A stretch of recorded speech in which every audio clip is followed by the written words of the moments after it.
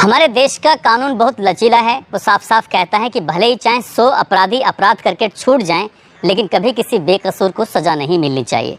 शायद इसी बात का फ़ायदा उठाते हुए अपराधी अपराध करते रहते हैं और वो सज़ा पाते भी नहीं हैं और ऐसे ही बचकर निकलते चले जाते हैं, या फिर कानून के लचीलेपन का फ़ायदा उठाकर अपील पर अपील करते चले जाते हैं। आज की जो कहानी मैं आपको सुनाने जा रहा हूँ, इस कहानी में भी कुछ ऐसा ही होता है। एक रात में एक दो नहीं बल्कि 17 कत्ल कर दिए जाते हैं और 17 कत्ल करने के बाद भी अपराधी को उस लेवल पर जिस असली सज़ा का वो हकदार होता है, वो सज़ा उसको मिलती नहीं है। जब पुलिस इस मामले की जांच करती है, मामला अदालत पहुंचता है और अदालत में जब जज के सामने पहुंचता है तो जज साहब कहते हैं कि इसमें 4 ही कत्ल के पर्याप्त सबूत हैं, बाकी के सबूत ही नहीं हैं। यानी कि 14 कत्ल किसने किए किसने नहीं किए, उसके पीछे की किसी ने जानने की कोशिश ही नहीं की और अपराधी को उस लेवल पर सज़ा मिलती ही नहीं है। आज की जो कहानी है, ये कहानी पंजाब प्रांत की उस रात की कहानी है। उस रात को शायद पंजाब ही नहीं बल्कि पूरा हिंदुस्तान भी कभी भूल नहीं पाएगा। ये पंजाब प्रांत की सबसे बड़ी घटनाओं में से एक घटना मानी जाती है। आज की जो सच्ची घटना मैं आपको सुनाने जा रहा हूँ, ये सच्ची घटना है पंजाब प्रांत का एक फिरोजपुर है, फिरोजपुर का ही इलाका है जलालाबाद। दरअसल बात कर रहा हूँ 12 अगस्त 1977 की रात की। लगभग रात के 8:30 बजे के आसपास का वक्त हो चला था। इस घर के मुखिया होते हैं अमर सिंह और उनकी पत्नी होती है बिबन बाई। 3 बेटे होते हैं, एक बेटी होती है। अमर सिंह की चारपाई पर उनकी बेटी मोहिंदो सोई हुई थी, जिसकी उम्र लगभग 10 साल के आसपास होती है, और बिबन बाई के साथ उनका एक छोटा वाला बेटा बलवंत सिंह सोया हुआ था, जिसकी उम्र लगभग 10.5 साल के आसपास होती है। तो ये माँ बेटा, बाप बेटी और 2 भाई ये अलग अलग चारपाई पर लेटे हुए थे। रात की जब 8:30 बजे के आसपास का वक्त हो चला था, तो इसी बीच में कुत्तों के भौंकने की आवाज़ बहुत तेज़ी के साथ आ रही थी और अमर सिंह की आंखें खुल जाती हैं कि अभी उस सही से वो लेटा भी नहीं था कि गली में कुत्ते इतनी ज़ोर से भौंक रहे थे कि उसके भौंकने की आवाज़ सुन के वो जाग जाता है। अपनी खाट से उठता है, उठने के बाद रसोई में जाता है और पानी पीने लगता है। और इसी बीच में बहुत तेज़ी के साथ दरवाज़ा खुलता है और जैसे दरवाज़ा खुला था, वहीं पास में ही सरकंडे की लकड़ियाँ रखी हुई थी। सरकंडा मतलब कि जिनके मूढ़े बनाए जाते हैं, जिस पर आप लोग बैठते हैं, हम लोग बैठते हैं, मूढ़े उसी की लकड़ियों के बीच में वो जाकर छुप जाता है और छुपने के बाद देखता है कि लगातार एक के बाद एक गोलियां चलनी शुरू हो जाती हैं। सबसे पहले गोली लगती है बिबन बाई को और उसकी चारपाई पर लेटा हुआ उसका बेटा बलवंत सिंह, उसको भी गोली लग जाती है। माँ और बेटे दोनों मर जाते हैं। बेटी मोहिंदो जाग जाती है और वो जाकर चारपाई के नीचे बैठ जाती है, छुप जाती है और इसके बाद लगातार गोलियां चलनी शुरू हो जाती हैं। जो बड़ा बेटा है गुरुचरण सिंह और दूसरा जगतार सिंह, उनको भी गोलियां लगती हैं। और इसी जब मौका मिलता है तो जो अपराधी थे, जो लोग थे, वो तुरंत ही अपने हाथों में जो धारदार हथियार थे उससे भी लगातार हमले कर रहे थे। और अमर सिंह इस दृश्य को, इस खतरनाक दृश्य को अपनी आंखों से देख रहा था। चाहकर भी वो कुछ कहने की या करने की स्थिति में नहीं था, क्योंकि वो लोग लगभग 7 लोग बताए जा रहे थे। उसमें कई के हाथों में हथियार थे, कई के हाथों में धारदार हथियार थे। अब लगातार गोली चल रही थी। ये यहाँ का जो तांडव था, यहाँ का जो नज़ारा था, ये कोई देखने की स्थिति में नहीं था। चीख पुकारने के लिए कोई इस घर में बचा नहीं था। जो बचे थे, बेटी वो छुपी हुई थी, साथ ही बाप वो भी अपनी जान बचाने के लिए छुप गया था। अब यहाँ से ये लोग निकलते हैं, इनके हाथों में हथियार जो होते हैं। यहाँ से निकलने के बाद सीधे सोबाया राय एक जगह होती है, वहाँ केहर सिंह के घर में घुस जाते हैं और केहर सिंह के घर में घुसने में पहुँचने में लग जाता है उन्हें 9:30 बजे के आसपास का वक्त हो चला था। वहाँ जाने के बाद घर के अंदर घमोबाई, राजोबाई, ननकोबाई, ये तीनों महिलाएं अलग अलग चारपाई पर लेटी हुई थीं। सबसे पहले गोली मारी जाती है घमोबाई को, फिर काटा जाता है राजोबाई को। जैसे ही काटा जाता है तुरंत ही ननकोबाई की आंखें खुल जाती हैं।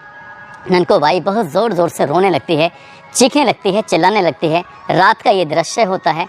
कौन गोलियां चला रहा है, कौन काट रहा है, सही से किसी के चेहरे भी दिखाई नहीं दे रहे थे। तभी ननकोबाई चीखते चिल्लाते गिड़गिड़ाते हुए हम माफ़ी मांगती है, कहती है कि हमसे कोई गलती हो गई हो तो माफ़ कर दो, लेकिन तुम इस तरह से हमें मत मारो। जबकि उसी के घर में घमोबाई या राजोबाई मर चुकी हैं, क्योंकि उनकी जो गोलियां लग चुकी थी, उनको जो काटा पीटा गया था उसकी वजह से। और ननकोबाई बार बार रिक्वेस्ट कर रही है, हाथ पैर जोड़ रही है और अपनी आवाज़ से उन लोगों को ये कहने की कोशिश कर रही है कि तुम हमला हम पर मत करो, हमसे कोई गलती हो गई है तो माफ़ करो। ये हमला करने वाले घर से निकलते हैं और घर से निकलने के बाद जैसे ही कुछ दूरी पर जा रहे थे, कुछ दूरी से जाकर फिर वापस लौट कर आते हैं और आने के बाद फिर से राइफल की गोली जब इस बाई को मारी जाती है तो ननको बाई की चीख निकल जाती है, लेकिन वो गनीमत रही कि गोली उसको ना लगकर उसके बैल की जाकर टांग में लग जाती है, वो बच जाती है और ये अपनी कहानी अगले ही दिन लोगों को बताती है। पहली कहानी अमर सिंह होता है, उसकी बेटी होती हैं, वो बच जाते हैं, वो भी अपनी कहानी अगले दिन बताते हैं। लेकिन अभी रात थी, अभी रात जितनी आगे आगे बढ़ रही थी उतना उतना मंजर उतना भयानक होता चला जा रहा था। यहीं से ही चंद कदमों की दूरी पर लगभग पहले घर में 9:30 बजे के आसपास जाते हैं, दूसरे घर में लगभग 10 बजे के आसपास जाते हैं। दूसरा घर होता है उसी पहले वाले घर के बराबर में जो केहर सिंह का घर मैंने आपको बताया था। विशन सिंह के घर में जाते हैं और वहाँ जाने के बाद देखते हैं कि घर के आंगन में जो चारपाई पड़ी हुई थी, विशन सिंह, उसकी पत्नी पारोबाई, उसका बेटा बलवीर और घर के बाहर एक हाकम सिंह नाम का व्यक्ति होता है जो लेटा हुआ था। घर का दरवाज़ा बहुत तेज़ी के साथ खुलता है। खुलने के बाद सबसे पहले गोली मारी जाती है विशन सिंह को, फिर उसकी पत्नी होती है पारोबाई को गोली मारी जाती है। तीसरे नंबर पर उसका बेटा होता है, विरोध करता है तो उसको भी काट दिया जाता है। और जब घर से निकल रहे थे तीसरा भी सीन कुछ ऐसे ही होता है जैसे क्या ननकोबाई के साथ हुआ था। यहाँ हाकम सिंह जो घर के बाहर लेटा हुआ है चारपाई पर, वो रोते हुए गिड़गिड़ाते हुए रहम की भीख मांगता है। वो कहता है कि मेरी कोई गलती नहीं है, मैं तो इनका रिश्तेदार हूँ, मैं तो दूर से आया हूँ, मुझे क्यों मार रहे हो। लेकिन वो उस पर भी गोली चला जाते हैं और गोली चलाने के बाद उसको गोली लगती ज़रूर है लेकिन वो गोली से मरता नहीं है बल्कि घायल हो जाता है। अब यहाँ पर 3 लोग, विशन सिंह, उसकी पत्नी, उसका बेटा, ये 3 मारे जाते हैं। पहली घटना में 4 लोग मारे जाते हैं, दूसरी घटना में 2 लोग मारे जाते हैं, तीसरी घटना में 3 लोग मारे जाते हैं। और हत्यारे अभी यहीं पर शांत नहीं हुए थे। हत्यारे यहाँ से एक गांव लगता है मामू जोया गांव, जो कुछ ही दूरी पर, कुछ ही किलोमीटर की दूरी पर था। रात में ये लोग पहुंच जाते हैं, लगभग 12:30 बजे के आसपास का या 11 बजे के आसपास का वक्त रहा होगा। यहाँ जाते हैं बंजर सिंह के घर में और बंजर सिंह के घर में जाने के बाद देखते हैं कि घर में 3 सदस्य हैं। बंजर सिंह है, उसका पोता है सतनाम सिंह जिसकी उम्र 16 साल के आसपास है, एक महिला है सब्बन सिंह, वो ये तीनों ही इस घर के अंदर हैं। जैसे ही ये घर में अंदर प्रवेश करते हैं तो ये महिला छत के रात से कूद कर भाग जाती है, लेकिन बुजुर्ग आदमी भाग नहीं पाता, उसके पोते को भी भागने का मौका नहीं मिल पाता, उसको भी गोलियों से छलनी कर दिया जाता है। साथ ही जो उनके पास धारदार हथियार होते हैं उनसे भी उनको काट दिया जाता है। यहाँ से अब और आगे चलते हैं। आगे चलने के बाद रात के लगभग 12:30 बजे के आसपास का या 1:15 बजे के आसपास का वक्त हो चला था। कामरे वाला गांव एक लगता है। कामरे वाले गांव में जो पहुंचते हैं, जो सबसे पहले जो गांव में गए थे, जिस गांव की अगर हम बात करें, अल्लाह ही बख्श बदला, उसका जो आदमी होता है जो बच जाता है अमर सिंह, उस अमर सिंह का ही ये अपना भाई होता है मोहिंदर सिंह, जो कि कामरे वाला गांव में रहता था। यहाँ जाते हैं, उसकी 32 साल के आसपास की उम्र थी। वो भी अपने घर के आंगन में लेटा हुआ था, सोया हुआ था, शायद आराम कर रहा था, क्योंकि हर कोई रात को सोने के बाद आराम ही तो करता है। लेकिन कातिल जो आते हैं बड़ी संख्या में होते हैं, जिनकी संख्या बताई जाती थी 10-12 के आसपास, वो इस घर में जाते हैं और इस व्यक्ति को कुछ सोचने का अवसर भी नहीं मिलता, मौका भी नहीं मिलता, और मोहिंदर सिंह को भी गोलियों से छलनी कर दिया जाता है। उसके भी घटनास्थल पर मौत हो जाती है। लेकिन इसके बाद भी जो कातिल होते हैं, कत्ल करने वाले होते हैं, हमलावर होते हैं, बदमाश होते हैं, वो शांत नहीं होते और यहाँ से आगे बढ़ते हैं। दांडीखुर गांव लगता है। दांडीखुर गांव में पहुंचते हैं, उजागर सिंह के घर, और वहां जाने के बाद में एक महिला होती है जिसका नाम होता है पलोबाई। दरअसल पलोबाई कोई और नहीं होती, पलोबाई वही अमर सिंह की बहन होती है, जिसको सबसे पहले जिसके घर में हमला किया गया था उसके घर में जाते हैं। पलोबाई को भी गोली मारी जाती है, काटा जाता है। उसके ससुर चारपाई पर लेटे हुए थे, उन साहिब सिंह, उनको भी मार दिया जाता है। मट्टो बाई उनकी सास होती है पलोबाई की, उसको भी मार दिया जाता है। इसका पति होता है जीत सिंह, और जीत सिंह पर भी हमला करके यानी गोली मारकर उसकी भी हत्या कर दी जाती है। आगे और जो चारपाई पड़ी हुई थी, जो लोग लेटे हुए थे, उसमें जीत सिंह का चचेरा भाई होता है जिसका नाम मुख्तार सिंह होता है, उसको भी मार दिया जाता है। इस घर में कोई एक भी व्यक्ति ऐसा नहीं बचा था जो ये सबूत दे सके घर में कितने लोग आए थे, किसने किसको मारा। 5 लोग घर के आंगन में सो रहे थे, पांचों को मार दिया जाता है। कामरे वाला में मोहिंदर सिंह अकेला सोया हुआ था, उसको मार दिया जाता है। साथ ही ये जो 2-3 हत्याएं होती हैं उसमें 2-3 लोग घायल हो जाते हैं, और वो अगले दिन जाकर ये कहानी बताते हैं कि आखिरकार हमला किसने किया था। हमले के बारे में पता चलता है कि मच्छी सिंह नाम का एक व्यक्ति है, और मच्छी सिंह के साथ उसके कई साथी होते हैं जिनके हाथों में हथियार थे, जिनके हाथों में धारदार हथियार थे, जैसे तलवार बताई जा रही थी और चाकू वगैरह बताए जा रहे थे, उनके साथ वो उन्होंने घर पर हमला बोला था।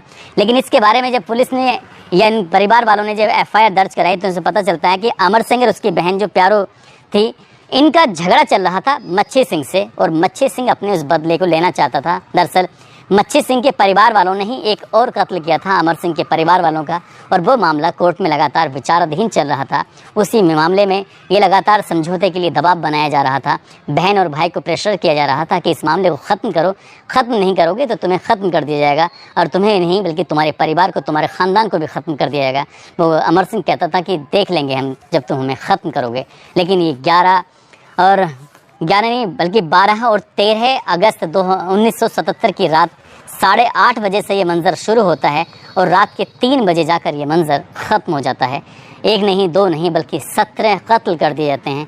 17 कत्ल करने के बाद FIR दर्ज की जाती है। मामला कोर्ट पहुंचता है। निचली अदालत में जाने के बाद इनको फांसी की सज़ा सुनाई जाती है। 4 को फांसी की सज़ा सुनाई जाती है, 9 को आजीवन कारावास की सज़ा सुनाई जाती है। इसके बाद इनको मौका मिलता है, अपील मिलती है करने के लिए। हाई कोर्ट, सुप्रीम कोर्ट, राष्ट्रपति, दुनिया भर की जगह ये अपील करते चले जाते हैं। लगभग 1-2 नहीं बल्कि 14 बार अपील की जाते हैं, और आखिर में आकर ये पता चलता है कि शुरुआत में बीबन बाई, उसका बेटा गुरुचरण, जगतार सिंह, बलवंत सिंह, इनकी जो कत्ल हुए, इनके चश्मदीद गवाह जो थे, उनकी बेटी मोहिंदो और उसका पति महिला का अमर सिंह, जिन्होंने अपनी आंखों से ये सब कुछ होते हुए देखा था। उनके घर में एक लालटेन टंग रही थी, लालटेन से जो उजाला हो रहा था उससे मच्छी सिंह का चेहरा साफ दिखाई दे रहा था, उसके जो साथी थे उनका चेहरा साफ दिखाई दे रहा था।